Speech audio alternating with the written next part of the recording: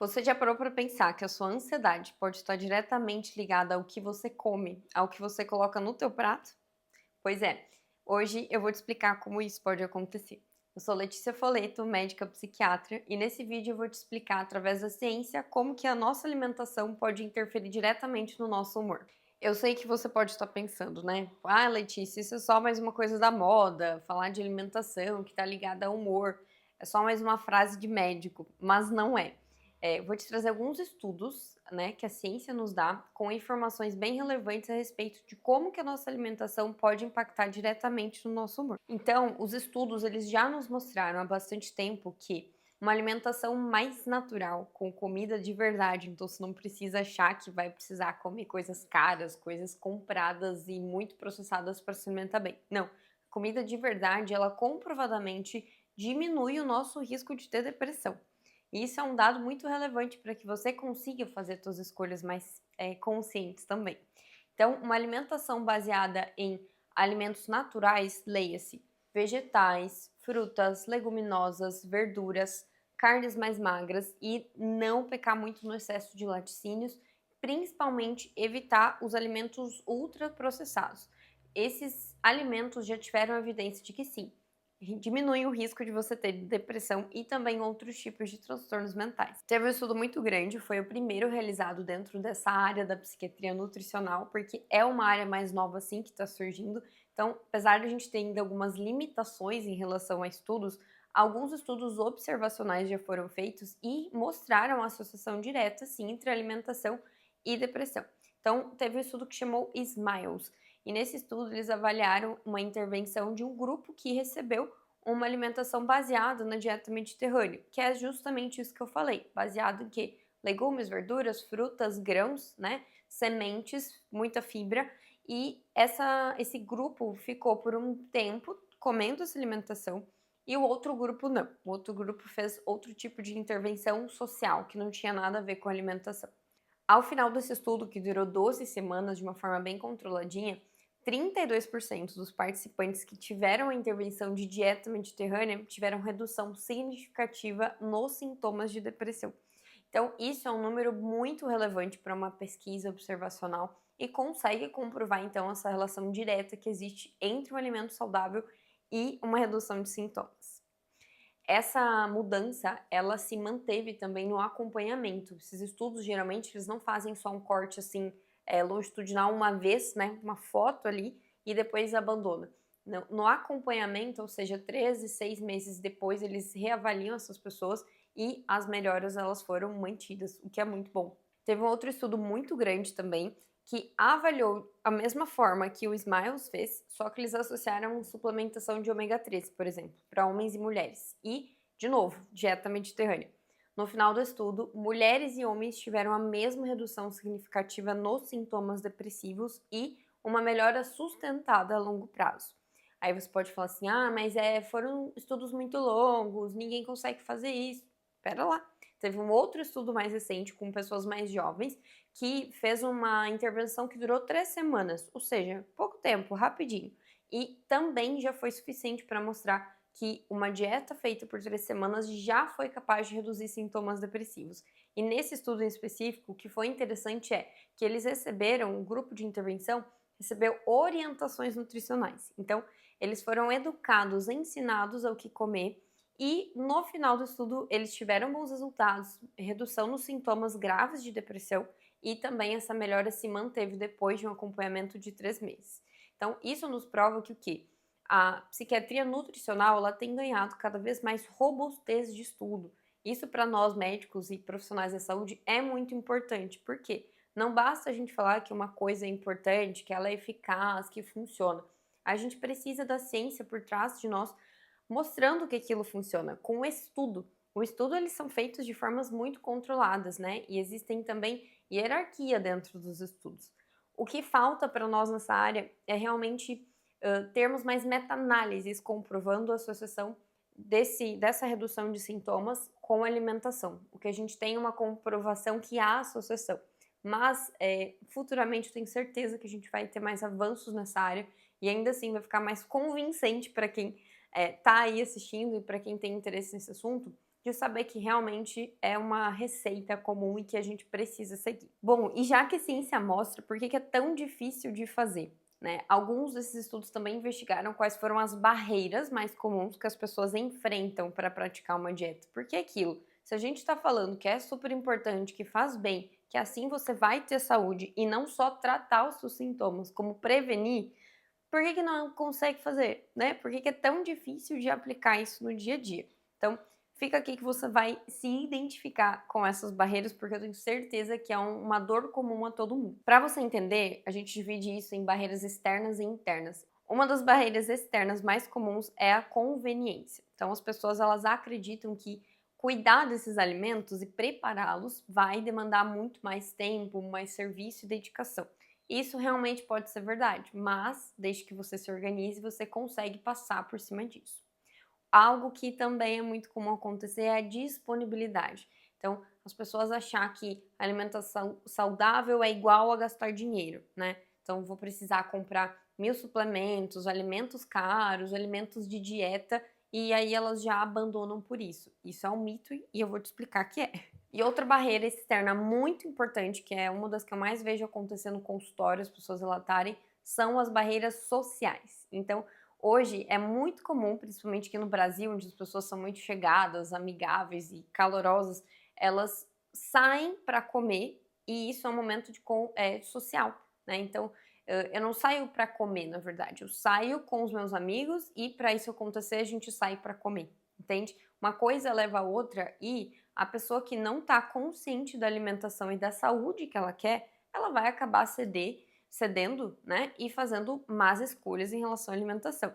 E aí ela vincula isso, tipo, mas se eu fizer dieta e quiser comer saudável, eu não vou mais poder sair com os meus amigos, com a minha família.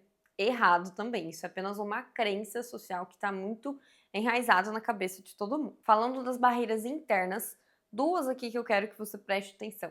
Primeiro, algumas percepções negativas que a pessoa pode ter. Então, ela pensa que pessoas que se alimentam bem são muito rígidas, são muito zelosas e que são pessoas que ficam mais chatas. Porque realmente, alguém que se cuida de forma equilibrada são pessoas mais rígidas, sim. Mas isso não quer dizer que elas são chatas e inflexíveis. Então, isso também é uma crença que pode te atrapalhar na hora de pensar em comer direito. E a segunda é uma questão de preferência e saciedade, né? As pessoas pensam que alimentos naturais, alimentação saudável, não vai te saciar por tanto tempo. E esse é um erro muito comum. Por quê? Se você come legumes, vegetais, bem cozidos e bastante proteína, que é a base da dieta mediterrânea, você não vai ter fome tão rápido, você vai ter mais saciedade. Então, esse é outro mito bem comum. Comer bem não é sinônimo de comer pouco, e sim de comer as comidas corretas na quantidade correta para você. E por fim, mais duas barreiras internas que eu vejo sendo muito comum, né? O entendimento, né, a educação do que é o alimento na tua saúde. Então, a gente precisa entender o que é a nutrição, o que é um alimento, qual que é a função dele para mim. A população no geral não tem muito essa educação, né? Nem para pensar no que é o processo de nutrição, sendo que é algo básico, intrínseco do nosso corpo. Porém, foi ficando tão natural, né, e meio que marginalizado, que as pessoas comem sem lembrar qual que é o papel do alimento dentro dela. E isso é um grande erro, porque assim a gente faz escolhas piores com mais facilidade. E por fim, uma barreira interna bem comum é a não priorização da saúde mental. As pessoas querem ter saúde mental a todo custo, elas querem viver bem, só que elas não querem fazer o básico bem feito. Elas preferem pílulas mágicas, suplementozinhos caros, pastilhinhas e tal, todas as coisas da moda que prometem muito, mas não entregam tanto quanto se você for comer natural. Se você fizer o que o teu corpo precisa para viver bem, né? Se a gente parar para pensar nisso, você vai entender que a gente adoece pela boca e também se cura por ela. Bom, e agora que você já entendeu quais são essas barreiras, eu sei que você se identificou com elas, eu quero até que você comente aqui embaixo. Dessas barreiras, qual que para você é mais comum? Agora eu vou te trazer então algumas soluções que podem te ajudar no dia a dia. Então, número 1, comece pequeno. As pessoas que querem mudar de alimentação, às vezes elas acham que precisam fazer mudanças muito drásticas ao mesmo tempo. E isso dificilmente dá certo porque fica mais difícil de você manter, né, essa mudança. Tem gente que é mais 880, que até consegue falar, a partir de amanhã eu vou fazer tudo diferente. Só que a demanda de energia que ela vai precisar e concentração para o assunto vão ser muito maiores. Então, minha dica é: comece pequeno, faça pequenas mudanças no teu dia que você consiga sustentá-las a longo prazo. Ou seja, pensar primeiro em adicionar mudanças em vez de retirar. As pessoas vão muito pela punição, né? Tipo, não posso comer açúcar, não posso comer glúten. Elas excluem tudo isso, se entristecem, se frustram porque elas vão se deparar com as dificuldades e aí elas não conseguem executar nada. Então, comece pequeno e adicione novos alimentos saudáveis à tua rotina. Coisas simples do tipo: a partir de amanhã passarei a comer legumes. Então, vou cozinhar um legume que vai durar 3 dias e vai ser isso que eu vou fazer dessa vez. Deu certo? Beleza, outra estratégia, né? Então, esse é um jeito mais simples para quem tem dificuldade de começar novos hábitos, experimentar. E aí, assim, vai pegando gosto pela coisa e daí dificultando um pouco mais os passos. E também não quer dizer que vai ficar mais difícil, mas que daí sim você vai precisar de cada vez mais organização para conseguir cumprir o que você prometeu. Essa estratégia do acrescentar, né, e não subtrair, ela ajuda como um gatilho mental para você. Então isso é como se a gente estivesse enganando nossa cabeça, né? Quando a gente vai pela punição, do tirar tudo, isso gera uma sensação negativa em quem está fazendo. Então vá pela estratégia do adicionar, né? Então, outro exemplo, vou adicionar chia no meu iogurte, vou adicionar mais chás no meu dia a dia. Vou adicionar mais verdura, mais proteína, em vez de ficar só focando nas coisas que você não vai mais poder fazer. Terceira estratégia que é muito importante, extremamente essencial, é um planejamento mínimo viável. Então, o que significa isso? Se você hoje decidir, depois que você assistir esse vídeo, que você vai começar a se alimentar bem, você não precisa estruturar tudo o que você vai comer no prazo de 30 dias. Então, meu Deus, estou correndo porque eu preciso comprar comida para um mês. Calma, você não vai fazer isso. Planeje a tua semana. É mais fácil você ter a previsibilidade de 5 dias para frente, 7 dias, do que de 30. E primeiro, você precisa começar pequeno. É a estratégia número 1, né? Então, domingo, eu acredito ser um dia bom para fazer isso, de você organizar a tua semana, né? De você visualizar ela até para você saber o que você vai precisar em questões de quantidade, quais refeições, e para ter tempo hábil de preparar essas refeições, né? Então, domingo eu vou tirar um tempo para quê? Montar um cardápio, comprar os itens que eu preciso, cozinhar e armazenar. Então, são 4 coisas que você vai precisar fazer para ficar mais fluido. Não adianta você ir, por exemplo, no mercado, sair comprando um monte de coisa sem saber o que você vai usar. Primeira coisa, faz o cardápio, separe os alimentos que você quer, depois prepare eles, que aí sim já vai ficar muito mais fácil. Então, comece pequeno também na escolha dos itens. Você não precisa todos os dias comer uma comida diferente. E essa é a estratégia número 4 para você. Então, coma mais das mesmas coisas em vez de ficar diversificando muito o teu cardápio. Eu sei que a maioria dos profissionais nutricionistas indicam isso porque é algo que facilita para o teu paladar, né? Tem gente que não consegue comer a mesma coisa todo dia. Mas se para você não é um problema, vou te dizer, isso facilita a vida. Eu mesma faço assim. Como a mesma comida 3 dias, depois vou lá, faço mais, como mais 3 dias. E você vai variando os teus pratos com o que você tiver preparado. Então, assim, você prepara uma proteína, você prepara 2 legumes, você tem um tipo de salada verde. E aí, dentro de cada refeição, você varia as coisas com isso aí que você já tem pronto. É bom para quê? Você vai alimentar teu corpo e tua criatividade também, de imaginar receitas que você pode fazer com o que você já tem. Então, isso facilita bastante e te dá mais economia até em compras, né? Você não precisa comprar o hortifruti inteiro. Você compra poucas coisas e prepara, come e vai até se conhecendo para ver o que você mais gosta ou não. E a última estratégia que eu quero te deixar, essa é o pilar, né, de todas, que é: não coma emocionalmente, não coma pelas suas emoções. Quando você for comer alguma coisa, tenta tirar um tempo e parar para pensar antes, criatura, o que você está querendo com aquela comida. Hoje a gente come por ansiedade, isso aqui dá um vídeo inteiro só sobre isso, porque o comer transtornado, ele te atrapalha porque você não pensa no que você está fazendo. Você quer aliviar uma emoção, uma angústia, e você vai lá e come. E nunca é uma comida saudável, né? Eu não tô ansiosa e vou lá comer uma panela de frango, eu vou querer comer uma barra inteira de chocolate. São alimentos altamente energéticos, né, que dão uma liberação muito alta ali de dopamina na hora, só que depois acaba tudo também. Então, comece a aplicar isso no teu dia a dia. Quando você sentir fome ou vontade de comer, aprenda a diferenciar se é um ou se é outro, né? Se você tiver fome específica de um alimentozinho desses mais gordurosos e calóricos, saiba que isso muito provavelmente é vontade de comer e não fome. Se for fome mesmo, você come qualquer coisa. Se tiver um prato que você não gosta à sua frente, você talvez coma, porque é fome de verdade. Então, diferencie o que é cada coisa, porque isso, olhando por trás, você vai saber se tem alguma emoção vinculada ou não. Quando a gente está comendo por emoção, a gente quer aliviar alguma coisa. Então, o teu desejo ele passa a ser outro, né? Você quer comer não para se nutrir e matar a sua fome, mas sim para tirar alguma dor que você está sentindo internamente.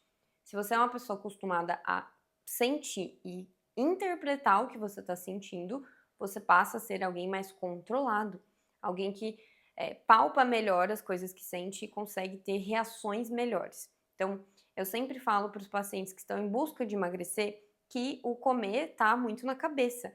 Você precisa não tirar sua fome, mas mudar o teu pensamento em relação à comida. Não adianta tomar remédio para emagrecer, fazer dietas restritivas e enlouquecedoras, sendo que você não entendeu ainda qual que é o papel da comida na tua vida. Então, pensa nisso que eu tenho certeza que vai te ajudar. Essas estratégias elas são simples e práticas para qualquer pessoa que está querendo começar a comer bem ou alguém que já se alimenta bem e quer só melhorar. Por fim, eu quero te dizer, a mudança na alimentação, ela não é uma cura mágica para todos os teus problemas, e sim é um dos pilares fundamentais para um estilo de vida saudável, que é o que eu defendo tanto por aqui. Lembre-se que pessoas com transtornos mentais, elas já têm um risco aumentado de desenvolver doenças cardiovasculares, né?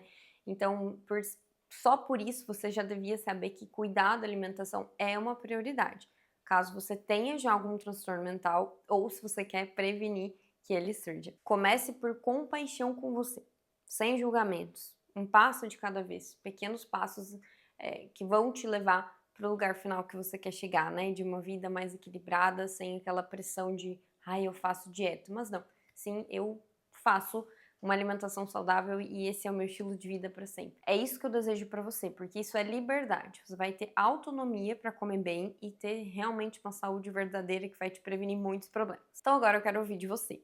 Qual que é a maior barreira para ti? Comenta aqui embaixo ou então quais as ideias que você já colocou em prática para vencer essas barreiras e que funcionaram para você. E se você gostou desse vídeo e gosta desse tipo de conteúdo, se inscreve no meu canal, deixa seu like e me acompanha por aqui. Por fim, é bom lembrar, esse vídeo ele serve para informação. Se você quer buscar realmente uma orientação mais individualizada, lembre-se de marcar sua consulta. No meu perfil tem uma descrição aqui embaixo nesse vídeo, onde você pode entrar em contato.